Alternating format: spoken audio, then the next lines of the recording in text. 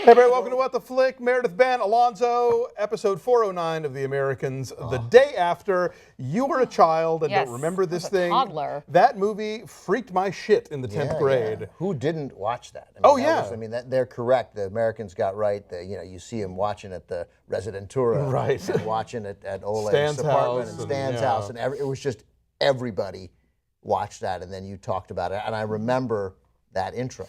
Yes. I remember being, told that this is going to... Not for the kids, yeah. No, I mean, I remember almost sort of feeling nauseous or nauseated watching that movie when you see the silo open. Yeah. And like the missiles start coming, like, oh God, this is really happening. And it was upsetting. And I think probably one of the last great moments of appointment television when we still just had the 3 networks. I wonder if, it'd be interesting, maybe we should get together and watch it again. I'd be totally curious. If it holds up, I suspect it doesn't, but you never know. I suspect it doesn't because now, seeing charred human remains, when we see stuff that is much closer to reality on television. Yeah. Then, that was 82? 82, yeah. 83. 83, I think. Oh, 83, you're right. 83, we didn't. Yeah. Well, I will say, even watching the clips that they showed, it was jarring enough for me. And I've worked in the news industry, and I've seen my fair share of real life tragedy, and it Atrocity. was yeah.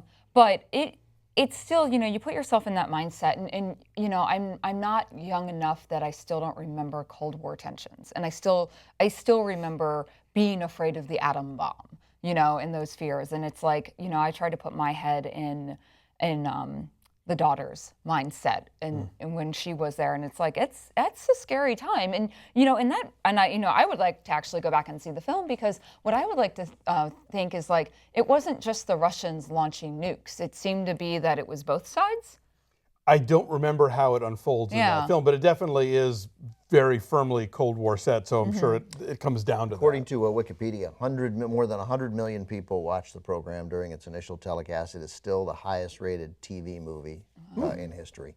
100 million people. Wow. I mean, now if you get 8 million people, you're a hit. It's funny, I just read in the last 4 or 5 months, it's been a while, so I'll get the number slightly wrong, that NBC canceled the Jonathan Silverman show, The Single Guy, which they inserted into must-see TV on Thursday.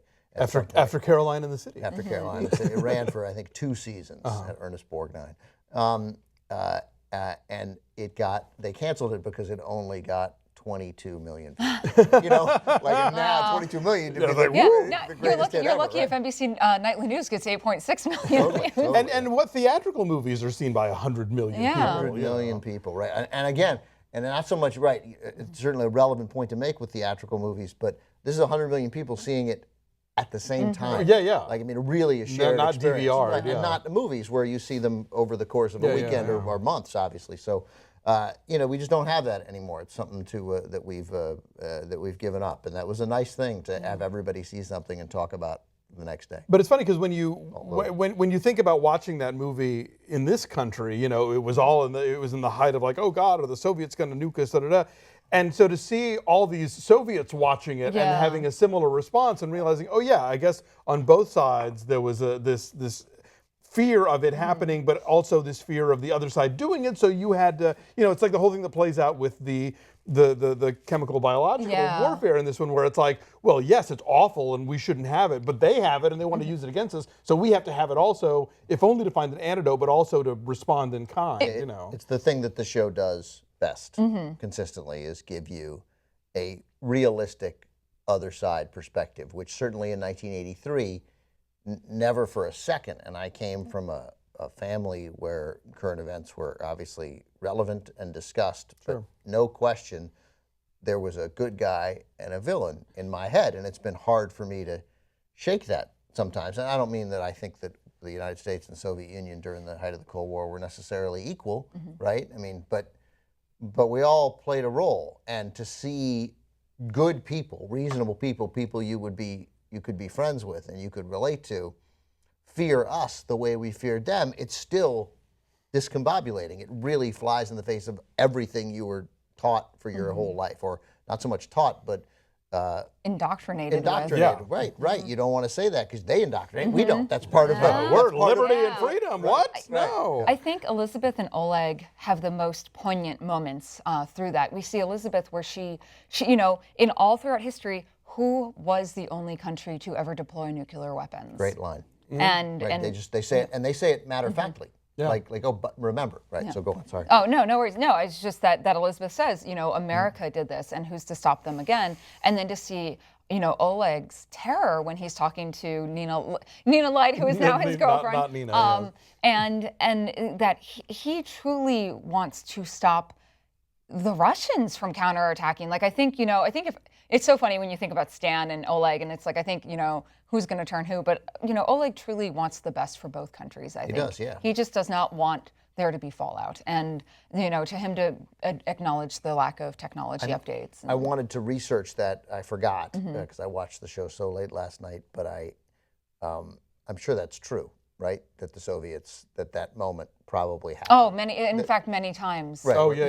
But that exact, But I mean, that exact moment, yes. where a somewhat junior officer just thought, I'm not going to tell anybody. Yes. Like this is not. Yeah. This can't be. They can't be 5 missiles heading toward us. Yeah. That doesn't make any sense. It was 99 red balloons. Right. And that's of course that's fail-safe, right? That's and Dr. Strange. I was going to say the thing. You know, I always come back to Dr. Strangelove in these things, and it isn't just a thing of Kubrick decided to turn this into a wacky comedy.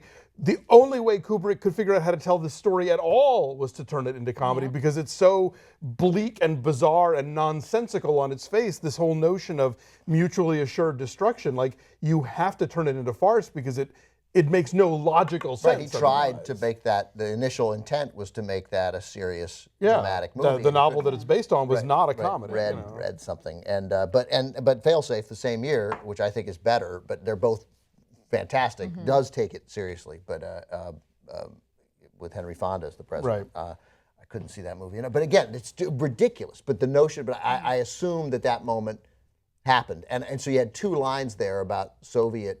2 moments of recognizing what my dad always said about the Soviets because he would temper my fear by like, don't be afraid of them. They can't make their toilets work. But it was his way of he wasn't mocking them so much as saying like the things that are important to people.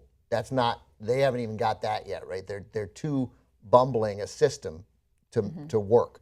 And in a sense, he was right. I mean, But that line from Oleg about the 5 missiles coming in and the sunspots, and then the line from Dylan Baker, like, well, you know, at least the Americans know how to seal. Yeah. Know how to seal the containers. Right. Sort of. I thought 2 telling references to, again, the problems with communism was the technology gap. Technology gap and the cutting corners where corners can't be cut, which we know we do here too without proper regulation. Capitalism has some of the same flaws, but when you're motivated to make money and you think, well, if I don't fix this now, it could cost me $100 million later, maybe I'll just fix it now. I also just need to point out the whole Americans using the technology, like, you know, basically, they can't make their toilets work. You know, we do the same thing with North Korea right now. Right, that's right. And it just dawned on me. I was like, oh. No, but that's why I don't. That's why. That's why I still think when the hacking story is told. I really don't think it's going to be them. I just don't think it's going to be them because I'm like they can't get grain to the county 10 miles outside of town. Yeah, there's no way they can launch a ballistic missile. Come on. But I just thought this was a lot of great early that line where Stan and Philip are walking, and he's like, "Oh, my boss didn't care how we did it as long as we stopped the Russians." Like this show is just filled with moments of intense drama in unspoken where nothing is being said, like watching The Day After, and we see just the way. Imagine being Russian. Imagine learning your parents were Russian spies and watching that The Day After, and then watching The Day After. It was hard enough with parents who weren't spies. Well, and that I was going to say the scene with Stan was a reminder of Elizabeth telling Philip, you have to fix that bridge. You have to reestablish that relationship. And then obviously that's what we see Paige having to contend with, all the stuff with Pastor Tim now, where it's a job and she has to do it, and it's stressing her out. Like you can tell in the way she drives, and even Pastor Tim is like, like she seems stressed. Sad. And so that's why, like, okay, drive the Camaro, like just as a way to sort of like, deflate some pressure and calm her down because she's already just like, So, and she did a great job of showing tension. She's a Holly Taylor. She's Yeah. And it was so nice Pastor Tim got lines this week. And he's, I cheated and saw next week's episode. If he's not in it a lot, he's the subject of it a lot. So I mean, and also just the incredibly, and I want to ask Kelly O'Coin, my friend who plays him, but the little, when he puts his arm on Philip's shoulder after saying, I'd like to meet with you guys out. I'm like, you were playing with fire. Like, what are you doing, you arrogant son of a bitch? Like, play along. Yeah. Play along. Be nice. But we're making fun of the Soviets for the toilets don't work, and we're still doing it. We're still falling into our own stereotypes about what that life was like when we don't fully know. I mean, there are ways to find out, of course. It's not like it hasn't been written about. But like you saw in that great scene politically with Stan and Philip, to go back to it, that ends with him saying, John Boy only cared about us stopping the Russians. The talking about the new boss is, what did he call them? The minions, or the little Webster clones. William Webster was the director of the FBI then. Munchkins. Right, but like that way of thinking, like our system, which is designed solely for your desire for to move up the system, to get promoted, and that these guys again would totally at the FBI with that structure would miss the forest for the trees. Right. And at least she's right about John Boy. It's not like John Boy let you come in wearing shorts, right? It's still the FBI, but he's like, he was goal-oriented. He was get it done, and cared less about his career, cared a little about his career, but cared more about getting it done. Do we know yet what young Lee's husband's deal is? I guess he works. How is that going to work? I don't know. That's okay. Yeah, so that whole scene felt like a whole different episode. By the way, like that. Gosh, that was some of the most amazing acting I've seen from Carrie. Russell. Carrie. Yeah, that was just like, that was rough, and it was in a much condensed version. That was her own Martha moment, losing young Lee as a friend. As a friend, and so. But I don't understand the payoff. Like, what was the point of it? Like, what's the point of it? Yeah. They haven't told us. Yeah. So she's gonna, I guess, go back to Don and say, are you going to blackmail him? I guess. I mean, there's got to be. She's got to be able to get something out of him. Like she must have created the scenario to be able to manipulate him, but to do what and why, we don't know yet. Yeah, I just feel like, would he not have just had his key card on him at some point? I don't think he would just leave it at work. Maybe he did, but I'm just like, it was a very an emotionally charged scene for many reasons, but I wish we could have gotten a little hint as to why she chose to go that route. It was I think the hint of why she chose to go, we don't know. Yeah, we'll see. And of course, they seldom fail in that regard. Well, she searched the house and there was nothing. So she was driven to this. But we saw Dylan Baker didn't want to tell Philip, and then had that great line, a very human line of not the kind of decision you want to make by yourself, right? Philip doesn't want to relay it either. Like, what if we just didn't do this? And then Philip tells Elizabeth, "Hey, don't do it. They'll just do something else."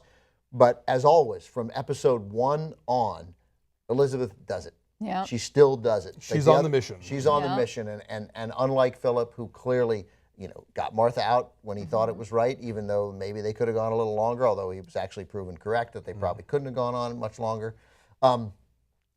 Philip is, if you from the Soviets, from Frank Langella's and Margot Martindale's perspective, Philip is weak, and she is strong, although in many ways he might be stronger, like he is investigating. He's a real, fully emotionally grown-up person, where she is limited by the mission, limited only by the mission. But I think it's really telling that here we are in season 4, and she's still, she still can't be persuaded, and she still did something that, and maybe there isn't. Yeah, wouldn't it be a rub if this doesn't even work out? Oh. Right, and so maybe it won't work. But do we know that there's a connection that the young Lee's husband works at the? Yeah, we know we're presuming it. Yeah, I think he's got the clearance that they're trying to give to Dylan. Yeah, Baker. I think he's on level 4. Yeah. Okay, right. We think. I mean, I made that assumption after he was the mark. Like, I don't know if it was ever spelled out for us, because I remember when she met young Lee, and I was like, wait, what's the point of Yeah, this? and Why there's that is he the dinner at mark? her house, and I Yeah. kept waiting for some clue, but that's not a bad clearly theory. no, it must. It obviously must be. It must be to get to Don that Yeah. all young Lee was done to get to Don. But wouldn't it be interesting if there was no payoff? That Yeah. finally, and maybe that'll be her. Maybe she'll have that turning point too. Like, I can't believe I did this for nothing. Yeah. Right. Right. You know. But just putting the. I mean, The lotion on the I mean, my wife definitely. That was a cover of her face. You couldn't watch that. It was, and yeah, the pain in Kerry Russell as she's doing that, it was really good stuff. I will say this, and this is maybe I'm overthinking it, but I sometimes will catch things being anachronistic about bodies, and I think people in the early '80s, like regular run-of-the-mill non-model people, did not have the abs that this guy had.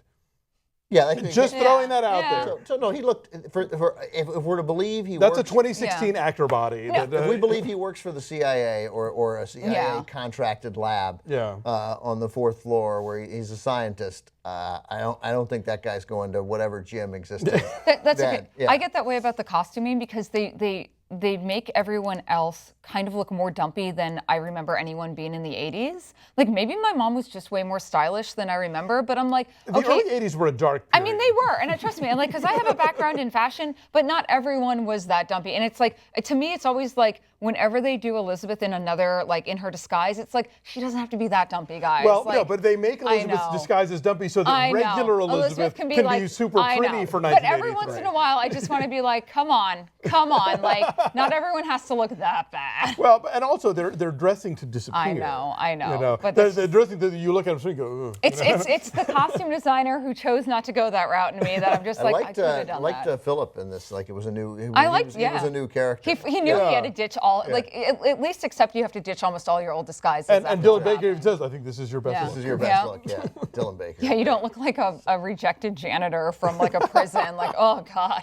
A lot of greasy parkas on Yeah. this show. But yes, we did learn in the coming attractions that, or the coming attractions, in the next week on the Americans, that we're getting some drama from not just Pastor Tim, but Mrs. Pastor. Yes, Tim. from I didn't get to Alice. see. Mrs. Alice, yeah.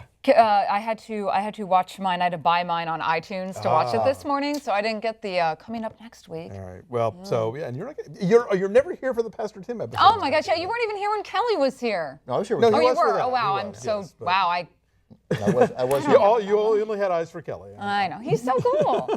He's a great guy. I really enjoyed him on Blacklist. Oh yeah, I haven't seen that yet. Was he good on Blacklist? Yeah, really, yeah. Good, I'll Oh, check cool. that out. I love Blacklist. He's also the nicest, the nicest guy on the planet, and a Portland Trail Blazers fan, sadly eliminated last night from the NBA playoffs. Oh. But I know you were watching. Yeah, it's all I've been thinking about all day. How many points for a basket in basketball? Do you not like basketball? 2, 3 from the key. From the key. Well, that's you got cocky and said something dumb. All right, sorry. From downtown. I don't know. Yeah, there you go. All right, Doing that's good. good. Nice job. Nice job. Better. All right, guys. Thanks for watching. Some people here will be here next week. Thanks.